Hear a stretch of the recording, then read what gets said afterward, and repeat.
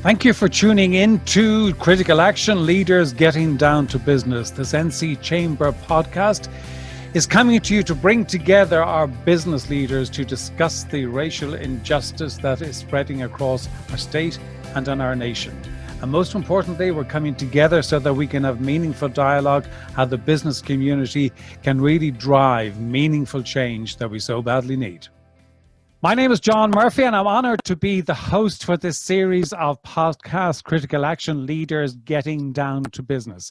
And today's guests on the podcast are Sepi Saidi, who is the founder, CEO, and president of SEPI Inc., which is an engineering and construction firm, and Chris Smith, who's a partner in Smith Anderson. So you're both very welcome here today. Perhaps you can maybe just briefly introduce yourselves and your companies, and Sepi, if I can go to you first.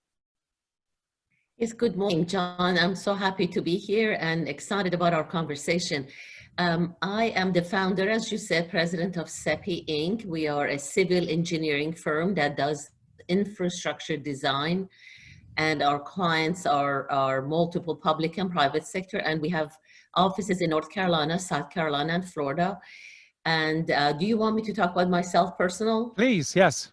Yes, and I grew up, I was born in Tehran, Iran, and I came here to finish high school while my brother and sister were at NC State. And everybody wonders why NC State, why Raleigh, North Carolina, all the way from Tehran. And the answer is it was very random. My brother's best friend was at NC State, so he wanted to come here because his friend was here. And I was the youngest, I am the youngest of three siblings, so it was very random, and I came here right before the Islamic Revolution in Iran, and I was just starting 10th grade, so I came here and chose to stay, so that's been now 4 decades. I've lived in Raleigh and went to NC State and studied civil engineering and have been working in the field and raising my family. They're all grown up. I have a son and a daughter. They're adult children basically, and I'm very proud of both of them, and I live here and started my business here. And certainly from what I know, you've made quite the mark, not only in Raleigh in North Carolina, but beyond that. So I think it's a great story. Chris, can I maybe ask you to introduce yourself and just a little bit about you and your company? Sure. John, so glad to be here with you and my good friend Sepi, and everything you just said about her is so true. So I'm a partner at the Smith Anderson law firm in Raleigh. We are the largest law firm in Research Triangle Park, North Carolina. Our client base is throughout North Carolina and the Southeast, lots of companies in Research Triangle Park, with an extensive reach that those folks have. We've got about 140 lawyers in our firm. Our family, as we call it, is some 250 folks altogether. We just were, and here's a little plug for my firm, which I'm very proud of. We were just voted one of the best places to work in Research Triangle Park for large companies, and we're real proud of that.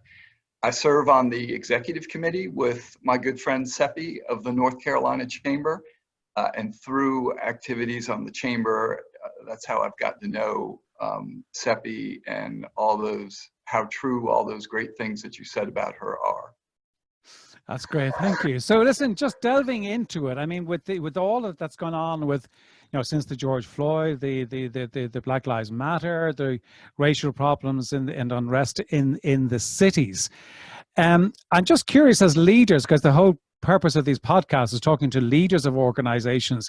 And I'm just curious, and maybe Sepi, I can go to you first on this one, is what are the sort of conversations that you're having with your own people in your organization, first of all, around these topics, because it is certainly clearly on everybody's mind?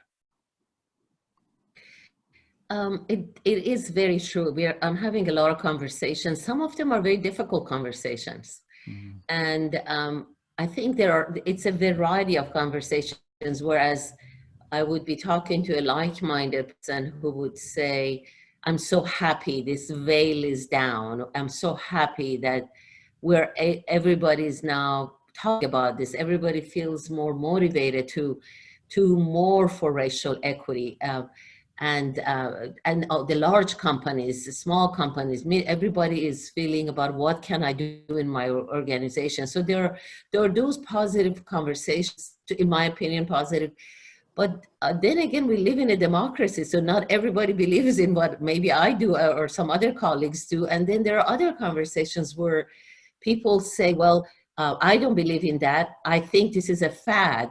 I think this is somebody getting on the bandwagon about trying to be cool about Black Lives Matter. And those are the ones that are much more difficult for me because, you know, as anybody else, you believe in your opinion. You think that I am right. You believe that this is an important personal principle, and it should be that we all have equal opportunity, equity, and so forth.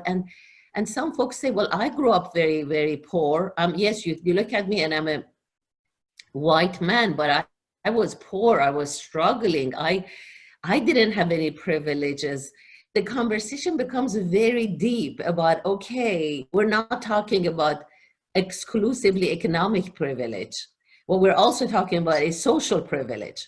So let's get it deeper. So it has been a lot of very important conversations, which we can discuss further, I guess, in the podcast. But in the company, I've had a very long history of talking about LGBTQ rights, about race, gender. You know, we have a lot of nationalities in the company. We have people who are, you know, from different parts of the world. And that's something that I really embraced from the beginning. But even when I beyond conversation, when I look at the actions, even for myself as a CEO, I feel like I could do more. So what happened with murder of George Floyd was, I think for me and for many people who even thought that we believe in principle about Black Lives Matter, we believe in social equity and justice, to think about, I need to do more. We all need to do more. So I'm going to stop there, let my good friend Chris chime in, because I could go on for a long time, but we can get back to it. But it's been a very robust conversation, a lot of, for me, internal focus, thinking through this. What's my role as a citizen? What's my role as a leader, business leader? What's my role as somebody who has benefited from this country, who has enjoyed the opportunities that this have? So what does that mean? What should I do with those opportunities? That's in the top of my mind. Okay. For you, Chris? Yeah, it's really interesting to hear Sepi's comments and some of the dialogue, not uniform dialogue, you know, that she's going through and managing as CEO of her company. It's at the firm, I will tell you, and you know, we are proud of the fact, I think that the barometer where we sort of feel really good about how we're pursuing this is, you know, young people in this country are particularly well tuned in to this issue. And the exit interviews for our class of summer associates this year were really revealing, I think, for us in a positive way. And what a number of them commented on is that we had been focused on this issue before the cruel madness of George Floyd and all the things that the world has read about. And you know, we have an established diverse lawyers affinity group where we bring in diverse lawyers from around the state to network and to network with us. We do the same thing for a women's lawyers group. We have invested substantially in the most active bar association committee, which is the Minorities in the Profession Committee. My good friend and partner, Sharita Whitaker, was the chair of that committee, and we've made an investment in committing to hire someone identified through the recruiting done by that committee for our summer program each year. We've got this is all pre-George Floyd, we've got a diverse mentorship program. And I'm privileged to be involved in that and mentor one of my young, very talented colleagues. And, it's a process of getting people plugged into the community. I sort of view myself as a Rolodex introduction person. And that's because when we talk about systemic issues, we know how we all can be plugged into our tracks. And with our diverse mentoring program, the idea is to pull those tracks together, and to get everyone part of our family, which is what we are. But since George Floyd, I'm sorry, there are a couple of things I just want to share with you about that. Since George Floyd, we pretty promptly set out an external statement to the community about our values. That was followed up with an internal statement to our family about what we specifically are going to do. There is a commitment from the management committee. We have a new tracking number for in service of racial equity.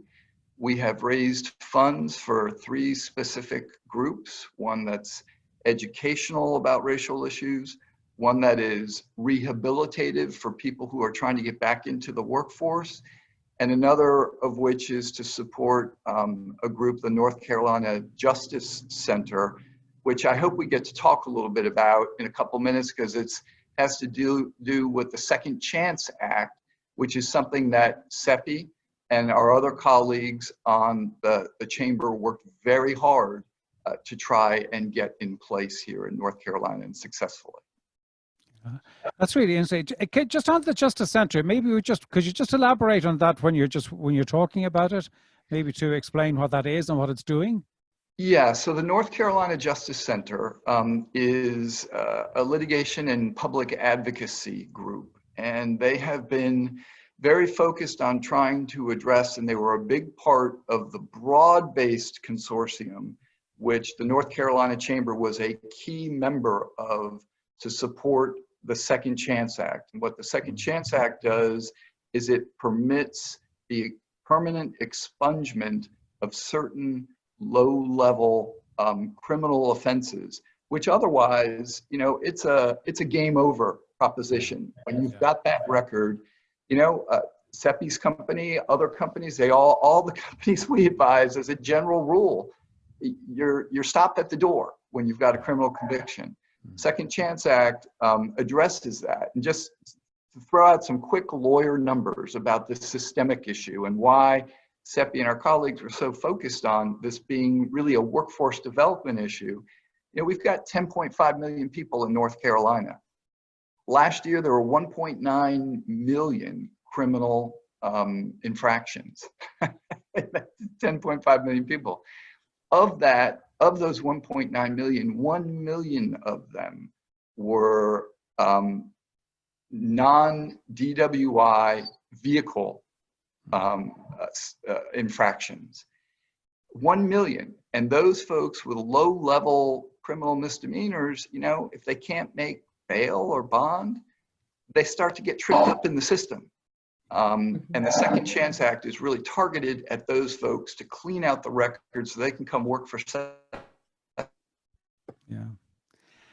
And when you're talking about the organizations, I mean, like both your organizations, I mean, I think that, well, sorry, this is my personal view, that if we're waiting for governments to actually make significant impact, and I'm not just talking about the US, I'm talking about around the world, I think we will be waiting.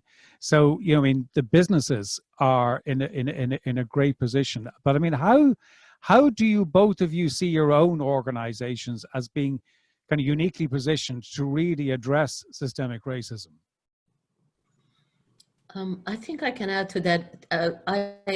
Chris brought up a very important thing, the second chance employment. It's something that we are very committed to in our organization, and we hire a big portion of our almost 300 employees are in the construction inspection field. And these are individuals who could come and have an employment without a college degree. They could have a high school degree and have certifications, which we invest in having them certifications for asphalt, concrete, various things, so they could have a full-time employment with full benefits, opportunities to grow, have a vehicle. It really could be a very good opportunity without even having to have a college degree. But a big portion of these individuals that we want to hire may have some minor criminal record on their background. And it's really important we made a commitment at SEPI to give the second chance to the individuals, because we do background checks, and then when things pop up, we decide to have a conversation, to have a accountability discussion, to give a second chance to these individuals, which I think that in itself could play a very big role in how, and people could have a opportunity to have a very robust career, families, so on, send their children to college, do many things. So that's a big part of it. We have endowed 2 scholarships, one at NC State, one at Wake Tech Community College, that is focused on minorities. So I think that those investments from all of the businesses could be very helpful. And internally, the education part of it, I think that some of the statistics that Chris just referred to are so important, and it's so eye-opening, which as he was talking, I said, I think I'm going to have him come and maybe do it again, because we have a monthly guest speaker to speak to our staff about some of these important issues, and to open everybody's eyes about what is my responsibility in the society, what are the small things I can do to make a big difference. We always will have volunteered for many things and allow our staff to take a day off, completely paid for, to participate in many different community events. So communities are a big part of our focus as a firm. And we always, our mission is to improve the quality of life in the communities we live and work. Mm-hmm. And a big part of improving quality of life, honestly, transportation design that we do is a big part of that, because access to good roads helps communities thrive, especially in our Eastern North Carolina. If you don't have good access to roads, there's no economic development. But coupling that investment in infrastructure with education, with investing in education for your staff and having speakers give community work, I believe every little thing matters. Investing in scholarships, in our employees, children's college, for example, education.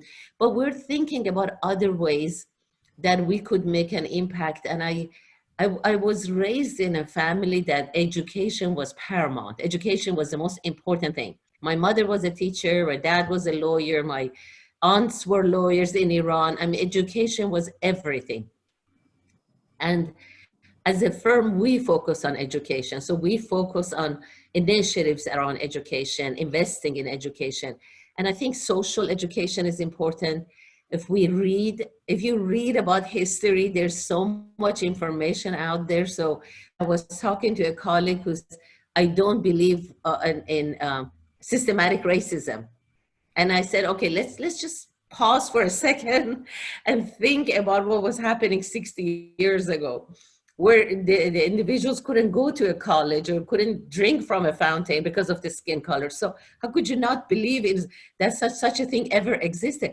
And it's not about the past. It's not about shame, or it's not about we're going to get stuck in the past. It's recognize there has been barriers and they exist barriers to entry. And our job is to remove that. Our responsibility is to remove those, and education is a big part of it. So I think we can play a huge role. I think businesses can, and probably the best thing that happened because of all the unrest was really businesses are getting so rallied behind what can we do, what should we do more.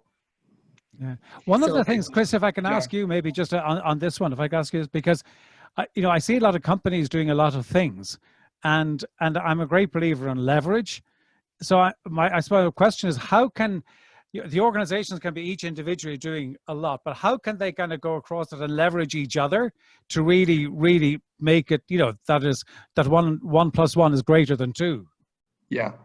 No, that's so that dovetails into business has to lead here, especially now when our politics really aren't what they ought to be. And we need to be in a leadership position. And John, before Sepi dialed on this morning, I told you what a huge fan I am. And you know, what we just heard from her, she's ahead of most folks as usual. I mean, they're already dialoguing before the Second Chance Act existed internally about what can we do here? We know there's a problem. There's another member of the chamber, the SEPI Fifth Third Bank, and Tom Hikes, our immediate past chair. That as an institution, they're like on the same page as SEPI. They're ahead, they identified this already, and they're trying to do something about it. Now with the Second Chance Act, and by the way, what folks need to understand is, you know, that legislation was passed not just in bipartisan fashion, but unanimous bipartisan fashion in both chambers of our General Assembly. That's telling you something, something really important and meaningful. And it's basically saying we need to be doing what SEPI and Fifth Third Bank have already started doing. And so I think you talk about leverage, this is where business can lead and really help address, you know, systemically, if we've got 1 million non-DWI vehicle transactions, which get people tripped up, and most companies aren't like SEPI or Fifth Third Bank, you get that criminal record and it's game over. If we can leverage the business community to address that, that's some powerful stuff. And it's also very powerful for workforce development, which is a key issue that we're always focused on. Yeah. Sepi, can I ask you, because I'm very conscious, you mentioned there that you came from Tehran. So you came into the US a couple of years ago, and but you built the business and your career. I mean, have you suffered? I mean, okay, two things. One is the racism. Have you actually been at the wrong end of racism?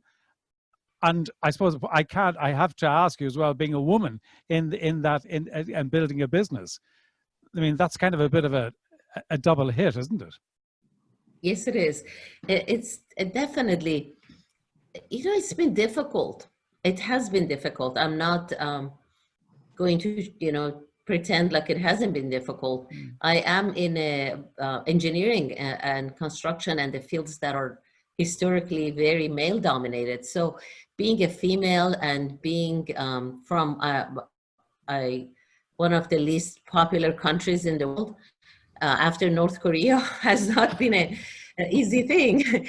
So it is a reality. It's a reality. So what I decided when I started coming into the workforce, when I graduated from college, and I grew up in a very big city. If folks are familiar at all with Tehran, I'm sure John and Chris know that Tehran, when in the 70s, especially when I came late 70s, and now even more, very hustling, very international city. It's a big city. It was 8-9 million people back then. It's about 16-17 million today. So it was so coming from that background and coming to Raleigh and trying to connect with my colleagues, friends who did not experience the same culture upbringing, so forth, and not appreciating that I had a very rich culture, because I used to use my sense of humor and tell them, you act like I grew up in a tent and I had a baby camel as my pet. So I use my sense of humor. I love sense of humor. Chris knows that we always have something that we find to smile about.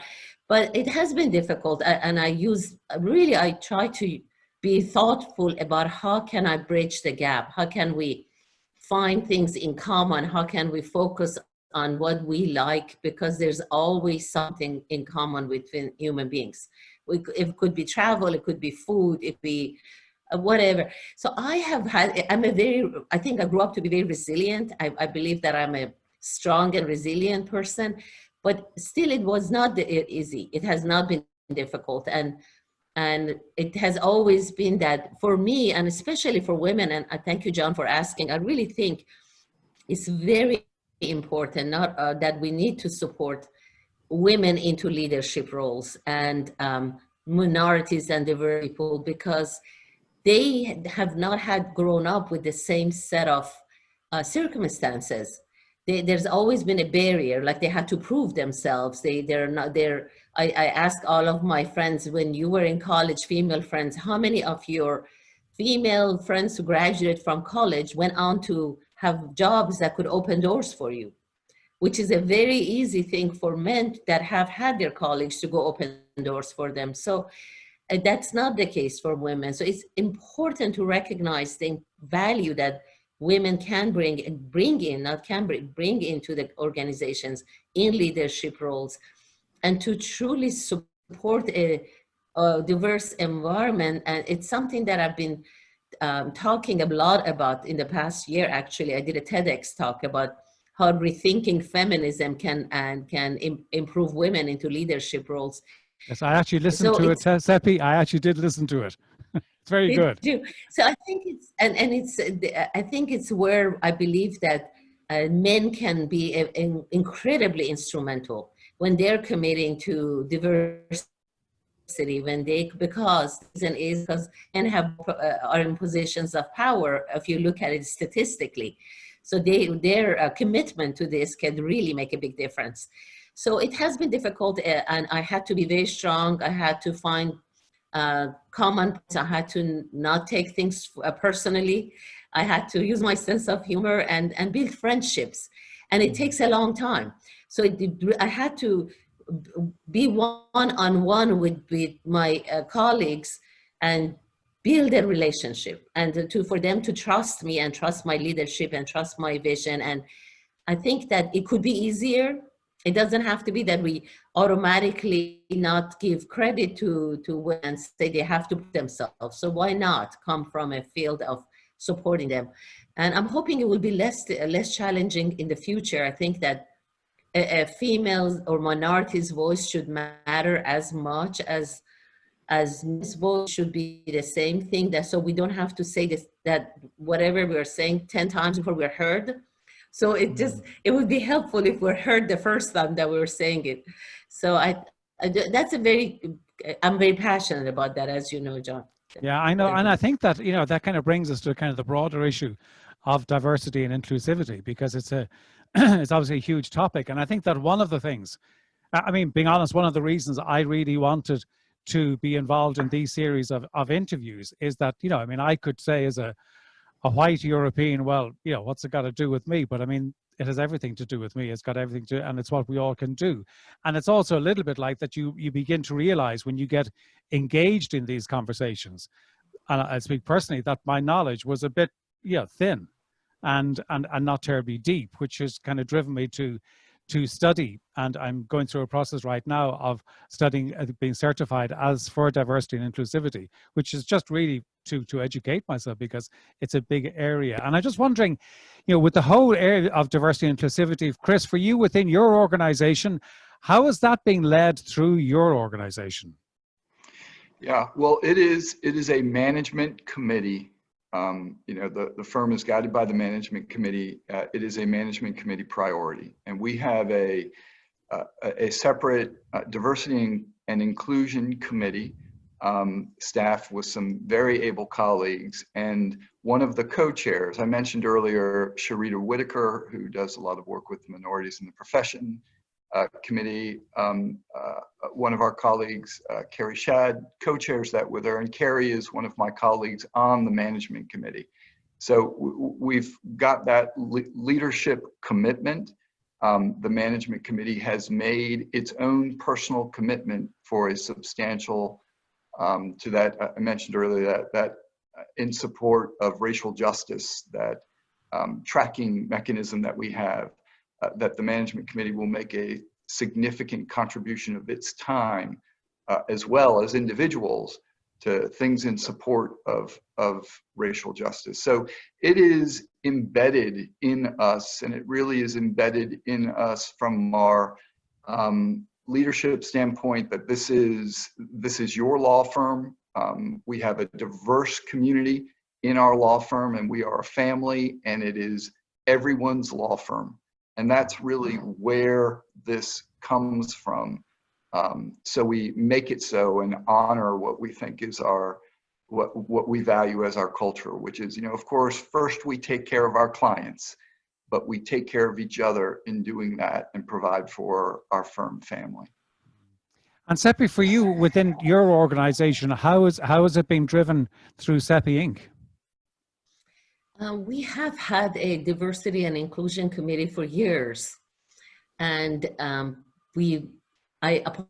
started participating in that and making the focus on this, not only diversity and inclusion in a general term, but specifically anti-racism education, which is something that I think is important to, and I was asking our committee leader to change that into racial equity. And then she and I had a diversity conversation around this, and we said, why are I'm trying to soften the name, not to call it what it is, and just say anti-racism. It's much more important to, and to have this committee is reading more about racism and racial injustice. And now we're trying to get the committee to come up with recommendations around a specific certification that we will ask all of our existing employees to go participate on and get this certification, and then all the new employees get it, and have more broader conversations, maybe having like what we're doing today, dialogue between different leaders or different entry levels, and talk about what has your experience been, and just have those uncomfortable conversation and ask, and we don't want to, and I'm learning a lot about this, because something I didn't realize is that when we are asking somebody who has felt that oppression or that injustice to share their experiences, to educate us, we're asking that person to go through that trauma again. Mm-hmm. So it's actually, I had not really thought about it that way. I said, well, they're telling me what happened to them or how they were treated in so many different ways. So it's good, it's educational, but I didn't realize that we are creating a trauma to review that experience. So I'm learning many things, and we're trying through this committee to expand our educational activities on reading, on certifications, on interactions, how sometimes not seeing color, race, or gender. I used to think that's how you're supposed to be. You shouldn't see it all. And now I recognize when you don't see it, you don't have sensitivity towards their experience, and then you're not actually valuing them and supporting them the way they need to be seen and treated. And that leads to some behavior where people think they're being funny, where they're not being funny, really, that they're making somebody feel uncomfortable. So for me personally, it has been it's been a really interesting, eye-opening experience to say, yes, we do have to see color and race, and we have to see it. We don't have to behave differently, but we have to understand it. By understanding that we have these differences, whether it's your religion, whatever, to understand that we're not all the same, and it's okay, and that's a good thing. That's a wonderful thing that we're not the same. So it's an opportunity for us to learn and grow. So it's a big topic of focus for me in the company, and I am encouraging everybody in the organization to reflect on themselves, to see what can I do more? How can I learn? How can I see differently? What can I do at my home, at my dinner table? What are the dialogues we could have at our dinner table that could impact the future generations? So we're having certifications, conversations, a lot of emphasis around. And Chris, just on that, I mean, there's it's, it's very much on the agenda. It's on people's minds, on people's dashboards, in their businesses.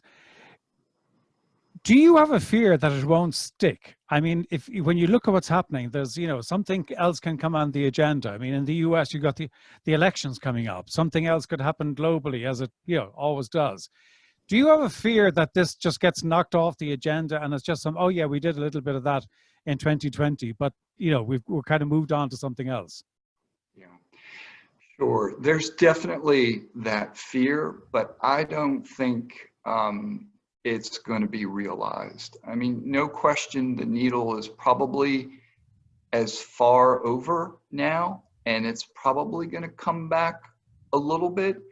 But when you think about it, I think George Floyd, God rest his soul, is going to and is already of the iconic and important cultural inflection of, say, an Emmett Till or a Rosa Parks. It's just too much and too powerful. And I think, we had our 108th firm anniversary day before yesterday. It was a virtual party. And our managing partner spoke about the awakening of, I've got his phrase here, awakening of racial sensitivities that have been dormant for too long. And even those who think that they were plugged in and understood, there's been still this extra awakening. And so I think it's something that it's just too powerful what has happened for it to go back to pre-George Floyd. And Sepi, do you share that confidence, or do you have a concern that it will get knocked off the agenda? I share that confidence. I truly do. I think that I agree with what Chris said. It's an inflection point. I believe that we're not going to be the same people. We're not going to be the same society. It doesn't mean that everybody agrees with our conversation or agrees with how we're proceeding with this, and that's fine. But I believe wholeheartedly that it's an incredible historic moment. I think this is a historic moment that globally we're going to think differently, understand it, make more efforts around education, action, around truly creating a better society for all. I'm very optimistic, and I genuinely don't think that there's nothing we can go back. There's no going back in this. And John, if I could just add an observation from a young friend who, the arc of history is long, but it bends towards justice, right? And this friend of mine observed that for young people, it is a cultural thing. It is baked into how they are and how they think. And for those who, anyway, the young folks are coming up, and they'll keep coming up. Yeah, I think that's true. I'm very conscious that you've been very generous with your time, and I have pushed it a little bit. But before we wrap up, maybe I could just ask you any kind of personal sentiments, any thoughts that you have on the shift in our society right now. Maybe, Chris, if I come to you first. Sure. I'm hopeful that we can find a shared mission. We're struggling with our politics. I think this challenge that we face now with the plague provides a great opportunity for a shared mission, because my own personal experience has been it's those shared missions that are unifying forces. At the firm, our unifying force is that we are good to each other, and this is your law firm. I was privileged to serve, John, your first conversation was with our SEPI and my colleagues, Jim Hansen and Jim Sills, the banker talk. And Jim Sills serves with us on the executive committee. He's the president of the second oldest Black bank in the country. I was privileged to serve on his board as the first non-traditional, not Black person as a member of the board of directors. And we had a shared mission.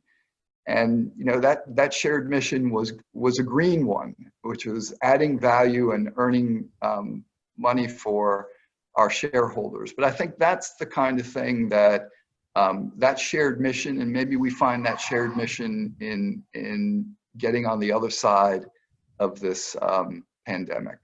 Absolutely. Sepi, last word for you. I believe this is one of the most difficult times that I remember as a business leader, with so many important topics that we have to deal with, from the social justice issues, the pandemic, business, economy. It's a very difficult time, and I feel that for me personally, I think it's an incredibly great opportunity to grow as a leader. Difficult times gives us opportunities to grow. I think there are a lot of gifts in these times that we live in, and I intend to fully take advantage of that, to truly look at how I have been leading, how I have been living my life, what are the areas where I can do more to enrich my life, to enrich other people's lives, and and I lead with optimism. I always lead with optimism, and I want to continue leading that way. But at the same time, these are difficult times. I was sharing this with my son yesterday. I said, he said, "How was your day?" I said, "I had a very difficult day, but it was not a bad day." There's a big difference between a bad and difficult. And we're going through very difficult times, but it's not, in bad difficult. It's the opportunity to really move the needle, change that, make a big impact in our society. So I stay optimistic, and I am grateful for having the opportunity to evolve. Well, I think the community that you both live in, and they're very fortunate to have leaders like you. And I just want to thank you for participating in this, which has been a great conversation. So to Chris and to Sepi, thank you so much indeed for joining me here today. Thank you so much for having us. Great to see you, Sepi, and to meet you, John. Thank you.